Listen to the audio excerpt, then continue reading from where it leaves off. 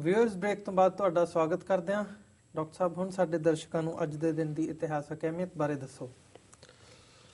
ਅੱਜ ਦੇ ਦਿਨ ਸਿੱਖ ਇਤਿਹਾਸ ਦੇ ਹਵਾਲੇ ਨਾਲ ਦੋ ਘਟਨਾਵਾਂ ਨੇ। ਹਾਲਾਂਕਿ ਦਿੱਲੀ ਵਾਲਿਆਂ ਨੇ ਦਿੱਲੀ ਫਤਿਹ ਦਿਵਸ 2-3 ਦਿਨ ਪਹਿਲਾਂ ਸੈਲੀਬ੍ਰੇਟ ਕਰ ਲਿਆ, ਪਰ ਮੈਂ ਜਦੋਂ ਡਿਫਰੈਂਟ ਥਾਵਾਂ ਤੋਂ ਡਿਫਰੈਂਟ ਸੋਰਸਿਸ ਰਾਹੀਂ ਦੇਖਿਆ ਤੇ ਕਈ ਥਾਂ ਈਵਨ 11 ਮਾਰਚ ਦੀ ਡੇਟ ਵੀ ਆ ਰਹੀ ਹੈ। ਹੁਣ ਪਤਾ ਨਹੀਂ ਕਿਉਂ ਵੇਰੀਏਸ਼ਨ ਹੈ, ਪਰ ਸਰ ਬਘੇਲ ਸਿੰਘ, ਸਰਦਾਰ ਜੱਸਾ ਸਿੰਘ ਆਹਲੂਵਾਲੀਆ, ਸਰਦਾਰ ਜੱਸਾ ਸਿੰਘ ਰਾਮਗੜੀਆ ਤੇ ਇਹਨਾਂ ਦੇ ਨਾਲ 30,000 ਖਾਲਸਾ ਫੌਜ, ਕਿਉਂਕਿ ਦਿੱਲੀ ਦੇ ਵਿੱਚ ਜਿਹੜੀ ਜਗ੍ਹਾ 30,000 ਹੀ ਹੈ, ਇਹ ਉਹੀ ਥਾਂ ਹੈ ਜਿੱਥੇ ਕਿ ਖਾਲਸੇ ਦੀ 30,000 ਫੌਜ ਨੇ ਮੁਕਾਮ ਕੀਤਾ ਸੀ, ਇਸ ਲਈ ਉਹਨੂੰ ਕਹਿੰਦੇ 30,000 ਹੀ ਨੇ।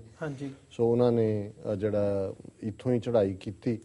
ਸ਼ਾਹੀ ਫੌਜ ਜਿਹੜੀ ਹੈ ਥੋੜ੍ਹੀ ਦੇਰ ਲੜਨ ਤੋਂ ਬਾਅਦ ਹੀ ਉਹਨਾਂ ਨੇ ਸਰੈਂਡਰ ਕੀਤਾ। ਸਿੱਖ ਫੌਜ ਲਾਲ ਕਿਲੇ ਦੇ ਅੰਦਰ ਦਾਖਲ ਹੋਈ ਔਰ ਸਰ ਜੱਸਾ ਸਿੰਘ ਆਹਲੂਵਾਲੀਆ, ਜਿਨ੍ਹਾਂ ਨੂੰ ਕਦੇ ਸੁਲਤਾਨ ਉਲ ਕੌਮ ਕਰਕੇ ਲਾਹੌਰ ਦੇ ਤਖਤ ਤੇ ਪੰਥ ਨੇ ਬਿਠਾਇਆ ਸੀ, ਇਹ ਵੀ ਗੱਲ ਉਸ ਪੀਰੀਅਡ ਦੀ ਹੈ ਜਦੋਂ ਕਿ ਨਾਦਰ ਸ਼ਾਹ ਜਦੋਂ ਆ ਕੇ ਗਿਆ ਔਰ ਉਹਨੇ ਸਾਰਾ ਤਹਿਸ ਨਹਿਸ ਕਰ ਦਿੱਤਾ ਲਾਹੌਰ ਨੂੰ, ਦਿੱਲੀ ਨੂੰ, ਔਰ ਉਹਨੂੰ ਸੁਲਤਾਨ ਉਲ ਕੌਮ ਬਣਾ ਦਿੱਤਾ ਸੀ। ਨਾਦਰ ਸ਼ਾਹ ਨੇ ਟਾਈਟਲ ਲਿਆ ਤੇ ਸਿੱਖਾਂ ਨੇ ਜੰਗਲ 'ਚ ਬੈਠੇ ਆ ਉਦੋਂ ਲੜ ਰਹੇ ਸੀ, 1739 ਦੀ ਗੱਲ ਹੈ, ਤੇ ਉਹਨਾਂ ਨੇ ਜੱਸਾ ਸਿੰਘ ਆਹਲੂਵਾਲੀਆ ਨੂੰ ਸੁਲਤਾਨ ਉਲ ਕੌਮ ਐਲਾਨ ਦਿੱਤਾ ਸੀ।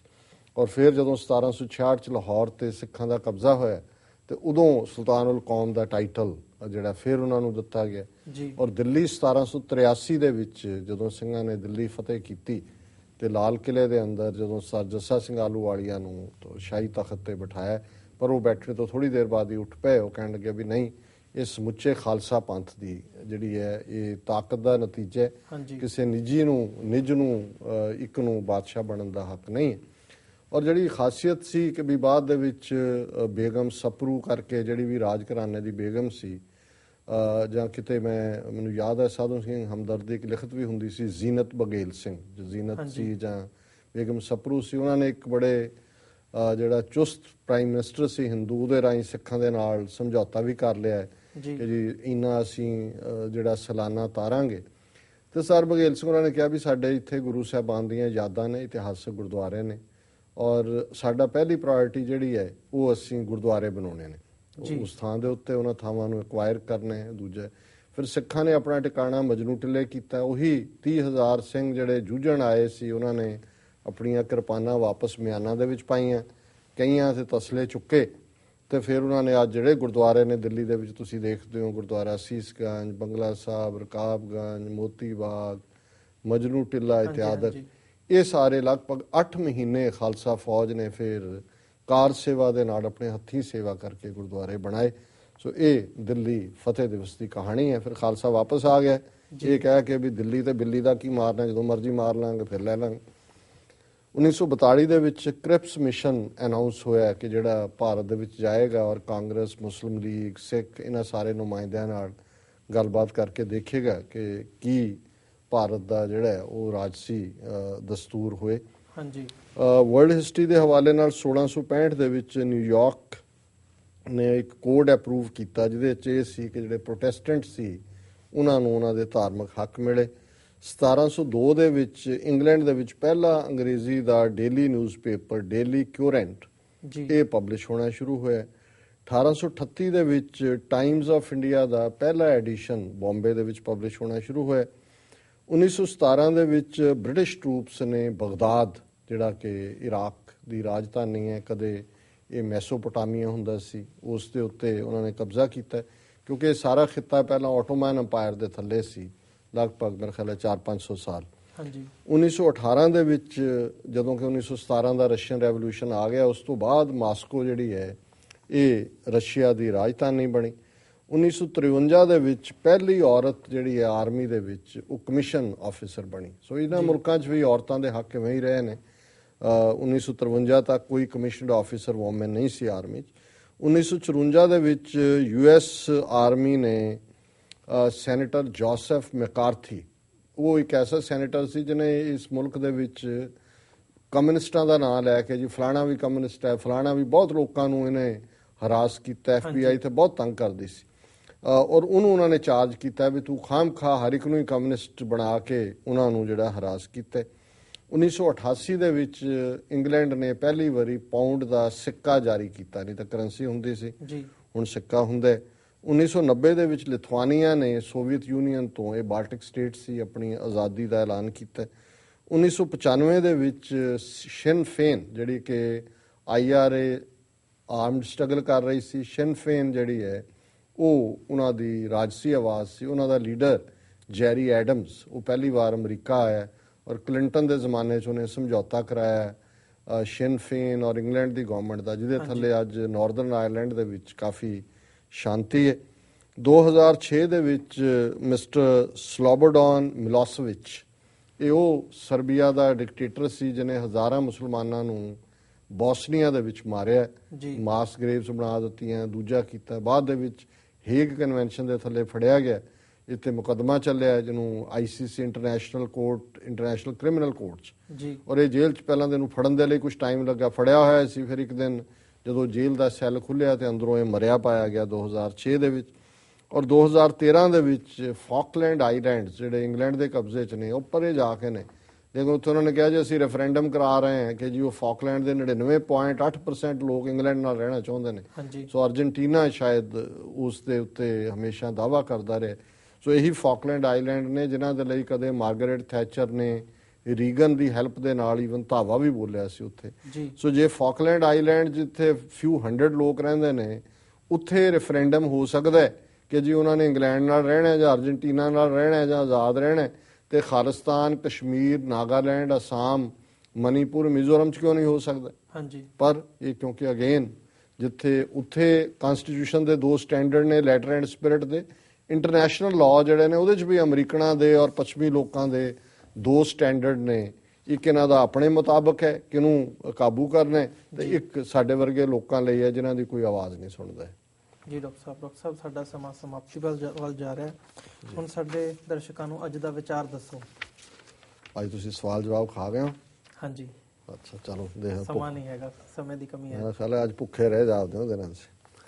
ਚਲੋ ਅੱਜ ਦੇ ਵਿਚਾਰ ਲਈ ਅਸੀਂ ਸ਼ਲੋਕ ਵਾਰਾਂ ਤੇ ਵਧੀਕ ਤੀਸਰੇ ਪਾਤਸ਼ਾਹ ਗੁਰੂ ਅਮਰਦਾਸ ਜੀ ਦਾ ਸ਼ਲੋਕ ਨੰਬਰ 41 ਚੁਣਿਆ ਜੀ। ਧੁਰ ਹਰ ਪ੍ਰਭ ਕਰਤੇ ਲਿਖਿਆ ਸੋ ਮੇਟਣਾ ਨਾ ਜਾਏ, ਜਿਉ ਪਿੰਡ ਸਭ ਤਿਸ ਦਾ ਪ੍ਰਤਪਾਲ ਕਰੇ ਹਰ ਰਾਏ, ਚੁਗਲ ਨਿੰਦਕ ਭੁੱਖੇ ਰੁਲ ਮੁਏ, ਇਨਾ ਹੱਥ ਨਾ ਕਿਥਾਉ ਪਾਏ, ਬਾਹਰ ਪਾਖੰਡ ਸਭ ਕਰਮ ਕਰੇ, ਮਨ ਹਿਰਦੈ ਕਪਟ ਕਮਾਏ, ਖੇਤ ਸਰੀਰ ਜੋ ਬੀਜੀਐ ਸੋ ਅੰਤ ਖਲੋਤਾ ਆਏ, ਨਾਨਕ ਕੀ ਪ੍ਰਭ ਬੇਨਤੀ ਹਰ ਭਾਵੈ ਬਖਸ਼ ਮਿਲਾਏ। ਜੀ ਥੀਮ ਸਪਸ਼ਟ ਹੈ ਕਿ ਅਖੀਰ ਜਿਹੜਾ ਨਿਬੇੜਾ ਨਿਰੰਕਾਰ ਦੇ ਦਰਬਾਰ 'ਚ ਉਹ ਤੁਹਾਡੇ ਕਰਮਾਂ ਨਾਲ ਹੁੰਦਾ। ਤੁਸੀਂ ਕਰਦੇ ਕਿਉਂ? ਜ਼ਿੰਦਗੀ 'ਚ ਤੁਹਾਨੂੰ ਜੀਵਨ ਮਿਲਿਆ, ਤੁਸੀਂ ਕਿੰਨੀ ਇਮਾਨਦਾਰੀ ਦੇ ਨਾਲ ਉਸ ਜੀਵਨ ਨੂੰ ਜੀਵਿਆ। ਪਰ ਬਹੁਤ ਕੁਛ ਜਿਹੜਾ ਜੋ ਅਸੀਂ ਜੀਵਨ ਦੇ ਵਿੱਚ ਕਰਦੇ ਹਾਂ ਇਹ ਡੈਸਟਿਨਡ ਹੁੰਦਾ ਹੈ। ਨਿਰੰਕਾਰ ਨੇ ਆਪਣੀ ਹੁਕਮ, ਆਪਣੀ ਆਗਿਆ, ਆਪਣੇ ਉਸ ਮੌਜ ਦੇ ਵਿੱਚ ਬਹੁਤ ਕੁਛ ਪਹਿਲਾਂ ਹੀ ਨਿਸ਼ਚਿਤ ਕੀਤਾ ਹੁੰਦਾ ਹੈ। ਸੋ ਗੁਰੂ ਸਾਹਿਬ ਫਰਮਾਉਂਦੇ ਨੇ, ਧੁਰ ਹਰ ਪ੍ਰਭ ਕਰਤੇ ਲਿਖਿਆ ਸੋ ਮੇਟਣਾ ਨਾ ਜਾਏ। ਜੋ ਕੁਛ ਅਸੀਂ ਲਿਖਾ ਕੇ ਆਂਦੇ, ਉਹ ਭਾਵੇਂ ਤੁਸੀਂ ਉਹਨੂੰ DNA ਨਾਲ ਕਵਰ ਕਰ ਲਓ, ਜੋ ਕੁਛ ਹੈ ਹੁਣ 35-40% ਤਾਂ ਸਾਡਾ ਵਜੂਦ ਉਹੀ ਹੈ ਜੋ ਸਾਡੇ ਪੁਰਖਿਆਂ ਦਾ ਸੀ।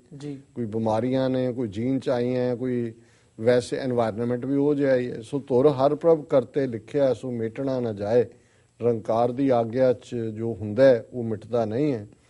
ਜਿਉ ਪਿੰਡ ਸਭ ਤਿਸ ਦਾ ਪ੍ਰਤਪਾਲ ਕਰੇ ਹਰ ਰਾਏ। ਪਿੰਡ ਬਾਡੀ ਨੂੰ ਕਹਿੰਦੇ ਨੇ, ਜਿਉ ਆਤਮਾ ਨੂੰ ਕਹਿੰਦੇ ਨੇ, ਮਨ ਨੂੰ ਕਹਿੰਦੇ ਨੇ, ਕਿ ਵੀ ਇਹ ਸਰੀਰ ਤੇ ਮਨ ਇਹ ਨਿਰੰਕਾਰ ਦਾ ਹੈ। ਜਿਉ ਪਿੰਡ ਸਭ ਤਿਸ ਦਾ ਪ੍ਰਤਪਾਲ ਕਰੇ ਹਰ ਰਾਏ। ਅਲਟੀਮੇਟਲੀ ਰੱਬ ਹੀ, ਨਿਰੰਕਾਰ ਹੀ ਸਾਡੀ ਪ੍ਰਤਪਾਲਨਾ ਕਰਦਾ ਹੈ।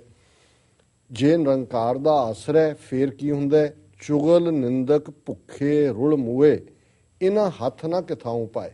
ਜੇ ਤੁਹਾਡਾ ਭਰੋਸਾ ਨਿਰੰਕਾਰ ਤੇ ਹੈ, ਇਮਾਨਦਾਰੀ ਦੇ ਨਾਲ ਤੁਸੀਂ ਜੀਵਨ ਜਿਉ ਰਹੇ ਹੋ, ਤੇ ਫਿਰ ਚੁਗਲਖੋਰ, ਨਿੰਦਕ ਇਹ ਭੁੱਖੇ ਮਰ ਜਾਂਦੇ ਨੇ। ਮਤਲਬ ਇਹ ਬੇਅਰਥ ਇਹਨਾਂ ਦੀ ਜ਼ਿੰਦਗੀ ਬੀਤ ਜਾਂਦੀ ਹੈ, ਇਹ ਤੁਹਾਡਾ ਨੁਕਸਾਨ ਨਹੀਂ ਕਰ ਸਕਦੇ। ਚੁਗਲ ਨਿੰਦਕ ਭੁੱਖੇ ਰੁਲ ਮੁਏ, ਇਹਨਾਂ ਹੱਥ ਨਾ ਕਿਥਾਉ ਪਾਏ, ਬਾਹਰ ਪਖੰਡ ਸਭ ਕਰਮ ਕਰੇ, ਮਨ ਹਿਰਦੈ ਕਪਟ ਕਮਾਏ। ਉਹਨਾਂ 'ਚ ਇਹੋ ਜਿਹੇ ਚੁਗਲ ਔਰ ਨਿੰਦਕ ਵੀ ਹੋਣਗੇ ਜਿਹੜੇ ਬਾਹਰੋਂ ਦੇਖਣ ਨੂੰ ਹਾਜੀ ਨੇ ਜਾਂ ਬੜੇ ਧਰਮੀ ਨੇ, ਅੰਮ੍ਰਿਤਧਾਰੀ ਵੀ ਹੋਣਗੇ, ਪਰ ਉਹਨਾਂ ਦਾ ਬਹੁਤ ਸਾਰਾ ਬਾਹਰਲਾ ਕਰਮ ਜਿਹੜਾ ਉਹ ਐਵੇਂ ਫੋਕਟ ਡਰਾਮੇਬਾਜ਼ੀ ਹੈ, ਸ਼ੋਬਾਜ਼ੀ ਹੈ। ਬਾਹਰ ਪਖੰਡ ਸਭ ਕਰਮ ਕਰੇ, ਦਿਖਾਉਣ ਨੂੰ ਬੜੇ ਧਰਮੀ ਬਣੇ ਹੋਏ ਨੇ, ਬੜੇ ਚੰਗੇ ਬਣੇ ਹੋਏ ਨੇ, ਪਰ ਹੈ ਨਿੰਦਕ ਤੇ ਚੁਗਲ ਨੇ। ਮਨ ਹਿਰਦਾ ਕਪਟ ਕਮਾਏ, ਉਹਨਾਂ ਦੇ ਹਿਰਦੇ 'ਚ ਕਪਟ ਹੈ, ਬੇਈਮਾਨੀ ਹੈ, ਝੂਠ ਹੈ, ਫਰਾਡ ਹੈ। ਖੇਤ ਸਰੀਰ ਜੋ ਬੀਜੀ ਹੈ, ਜਿਸ ਤਰ੍ਹਾਂ ਦੁਨਿਆਵੀ ਖੇਤ ਦੇ ਵਿੱਚ ਜੋ ਅਸੀਂ ਬੀਜਦੇ ਹਾਂ ਉਹ ਵੱਢਦੇ ਹਾਂ। ਜਿਹਾ ਬੀਜੈ ਸੋ ਲੁਣੈ, ਕਰਮਾ ਸੰਦੜਾ ਖੇਤ। ਕਿ ਜੋ ਅਸੀਂ ਬੀਜਦੇ ਹਾਂ, ਬਾਬਾ ਫਰੀਦ ਨੇ ਕਿਹਾ ਕਿ ਫਰੀਦਾ ਲੋੜ ਹੈ ਦਾਖ ਬਿਜੌਰੀਆਂ, ਕਿੱਕਰ ਬੀਜੇ ਜੱਟ, ਹੰਡੇ ਉਨ ਕਤਾਏ ਦਾ ਪੈਂਦਾ ਲੋੜ ਹੈ ਪੱਟ। ਕਿ ਜੇ ਤੁਸੀਂ ਕਿੱਕਰ ਬੀਜੇ ਤੇ ਫਿਰ ਬਜੌਰੀ ਦਾਖਾਂ ਨਹੀਂ ਮਿਲਣੀਆਂ, ਤੇ ਜੇ ਤੁਸੀਂ ਉਨ ਕੱਤੀ ਹੈ ਤਾਂ ਉਹਦੇ ਚੋਂ ਰੇਸ਼ਮ ਨਹੀਂ ਬਣ ਜਾਣਾ, ਉਨ ਨਹੀਂ ਰਹਿਣੀ ਹੈ। ਸੋ ਉਹੀ ਗੁਰੂ ਸਾਹਿਬ ਨੇ ਯਾਦ ਕਰਵਾਇਆ, ਖੇਤ ਸਰੀਰ ਜੋ ਬੀਜੀਐ ਸੋ ਅੰਤ ਖਲੋਤਾ ਹੈ। ਜੋ ਕੰਮ ਅਸੀਂ ਸਾਰੀ ਜ਼ਿੰਦਗੀ 'ਚ ਇਸ ਸਰੀਰ ਦੇ ਨਾਲ ਕਰਦੇ ਹਾਂ, ਇਸ ਖੇਤ ਦੇ ਵਿੱਚ ਜੋ ਅਸੀਂ ਬੀਜਿਆ, ਜਦੋਂ ਅਖੀਰਲਾ ਵੇਲਾ ਆਉਂਦਾ ਉਹੀ ਸਾਨੂੰ ਵੱਢਣਾ ਪੈਂਦਾ। ਜੋ ਅਸੀਂ ਬੀਜਿਆ ਉਹੀ ਵੱਢਾਂਗੇ। ਅੰਗਰੇਜ਼ੀ 'ਚ ਵੀ ਕਹਿੰਦੇ ਨੇ as you so shell you reap. So SOW, as you so shell you reap. ਕਿ ਜੋ ਤੁਸੀਂ ਬੀਜਿਆ ਉਹੀ ਵੱਢੋਗੇ। ਖੇਤ ਸਰੀਰ ਜੋ ਬੀਜੀਐ ਸੋ ਅੰਤ ਖਲੋਤਾ ਆਏ, ਨਾਨਕ ਕੀ ਪ੍ਰਭ ਬੇਨਤੀ, ਹਰ ਭਾਵੈ ਬਖਸ਼ ਮਿਲਾਏ। ਕਿ ਅਲਟੀਮੇਟਲੀ ਅਸੀਂ ਨਿਰੰਕਾਰ ਦੇ ਸਾਹਮਣੇ ਗੁਰੂ ਨਾਨਕ ਸਾਹਿਬ ਨਤਮਸਤਕ ਹੋ ਕੇ ਸਾਨੂੰ ਜਾਚ ਦੱਸਦੇ ਨੇ ਕਿ ਰੱਬ ਦੇ ਅੱਗੇ ਆਪਣੇ ਆਪ ਨੂੰ ਬਖਸ਼ਾ ਲਓ, ਉਸ ਦੇ ਸਾਹਮਣੇ ਨਤਮਸਤਕ ਹੋਵੋ। ਇਹ ਕਹੋ ਕਿ ਸਤਿਗੁਰੂ ਬਖਸ਼ ਲਓ ਸਾਡੀਆਂ ਭੁੱਲਾਂ, ਨਾਨਕ ਕੀ ਪ੍ਰਭ ਬੇਨਤੀ, ਹਰ ਭਾਵੈ ਬਖਸ਼ ਮਿਲਾਏ। ਪ੍ਰਭੂ ਵਾਹਿਗੁਰੂ ਬਖਸ਼ਣਹਾਰ ਹੈ। ਤੇ ਜਦੋਂ ਅਸੀਂ ਬਿਲਕੁਲ ਆਜ਼ਿਜ਼ੀ ਦੇ ਨਾਲ ਦੋਏ ਕਰ ਜੋੜ ਕਰੋ ਅਰਦਾਸ, ਤੁਧ ਭਾਵੈ ਤਾਂ ਆਣੇ ਰਾਸ। ਉਹਦੇ ਭਾਣੇ 'ਚ ਹੀ ਹੋਣਾ। ਪਰ ਅਸੀਂ ਜੇ ਦੋਨੋਂ ਕਰ ਜੋੜਦੇ ਹਾਂ ਹਿਊਮਿਲਿਟੀ ਦੇ ਨਾਲ, ਆਜ਼ਿਜ਼ੀ ਦੇ ਨਾਲ, ਨਿਮਰਤਾ ਦੇ ਨਾਲ, ਸਬਮਿਸ਼ਨ ਦੇ ਨਾਲ, ਨਿਰੰਕਾਰ ਦੇ ਅੱਗੇ ਆਪਾ ਅਰਪਣ ਕਰ ਦਈਏ, ਤੇ ਫਿਰ ਇਹੀ ਹੁੰਦਾ ਕਿ ਜੇ ਤੂੰ ਮੇਰਾ ਹੋਏ ਰਹੇ, ਸਭ ਜਗ ਤੇਰਾ ਹੋਏ। ਨਿਰੰਕਾਰ ਬਖਸ਼ਾਉਂਦਾ, ਬਖਸ਼ ਲੈਂਦੇ ਨੇ, ਆਪਣੇ ਗੜ ਲਾ ਲੈਂਦੇ ਨੇ। ਤੇ ਫਿਰ ਜਿੰਨਾ ਸਮੁੰਦਰ ਦੇ ਵਿੱਚ ਨੀਰ ਹੈ, ਇੰਨੇ ਪਾਪ ਵੀ ਹੋਣ, ਜੇਤਾ ਸਮੁੰਦ ਸਾਗਰ ਨੀਰ ਭਰਿਆ, ਤੇਤੇ ਅਵਗੁਣ ਹਮਾਰੇ, ਦਇਆ ਕਰੋ ਕਿਛ ਮਿਹਰ ਉਪਾਵੋ, ਡੁੱਬਦੇ ਪੱਥਰ ਤਾਰੇ। ਇਹ ਆਜ਼ਿਜ਼ੀ ਹੈ ਕਿ ਹੇ ਸਤਿਗੁਰੂ ਤੁਸੀਂ ਤਾਂ ਡੁੱਬਦੇ ਪੱਥਰਾਂ ਨੂੰ ਤਾਰ ਸਕਦੇ ਹੋ, ਤੇ ਜਿੰਨਾ ਸਮੁੰਦਰ ਦੇ ਵਿੱਚ ਪਾਣੀ ਹੈ ਇੰਨੇ ਮੇਰੇ ਔਗਣ ਨੇ, ਪਰ ਤੁਸੀਂ ਬਖਸ਼ਾਂਦੋ, ਤੁਸੀਂ ਕਰੁਣਾ ਦੇ ਖਜ਼ਾਨੇ ਹੋ, ਦਇਆ ਦੇ ਮਾਲਕ ਹੋ, ਔਰ ਤੁਸੀਂ ਮੇਰੇ ਔਗਣ ਬਖਸ਼ ਲਓ। ਸੋ ਇਹੀ ਅੱਜ ਦਾ ਵਿਚਾਰ ਹੈ ਜੀ। ਡਾਕਟਰ ਸਾਹਿਬ ਆਪ ਜੀ ਦਾ ਬਹੁਤ ਬਹੁਤ ਧੰਨਵਾਦ। ਵੀਅਰਜ਼, ਸਾਡੇ ਅੱਜ ਦੇ ਪ੍ਰੋਗਰਾਮ ਦਾ ਸਮਾਂ ਇੱਥੇ ਹੀ ਸਮਾਪਤ ਹੁੰਦਾ ਹੈ। ਤੁਸੀਂ ਸਾਨੂੰ ਆਪਣੇ ਵਿਚਾਰ ਤੇ ਸੁਝਾਅ ਭੇਜਣਾ ਨਾ ਭੁੱਲਣਾ sos@tv84.tv ਤੇ। ਅਸੀਂ ਆਪਣਾ ਨੈਕਸਟ ਪ੍ਰੋਗਰਾਮ ਲੈ ਕੇ ਫਿਰ ਹਾਜ਼ਰ ਹੋਵਾਂਗੇ। ਤਦ ਤੱਕ ਲਈ ਸਾਨੂੰ ਦਿਓ ਆਗਿਆ। ਵਾਹਿਗੁਰੂ ਜੀ ਕਾ ਖਾਲਸਾ, ਵਾਹਿਗੁਰੂ ਜੀ ਕੀ ਫਤਿਹ।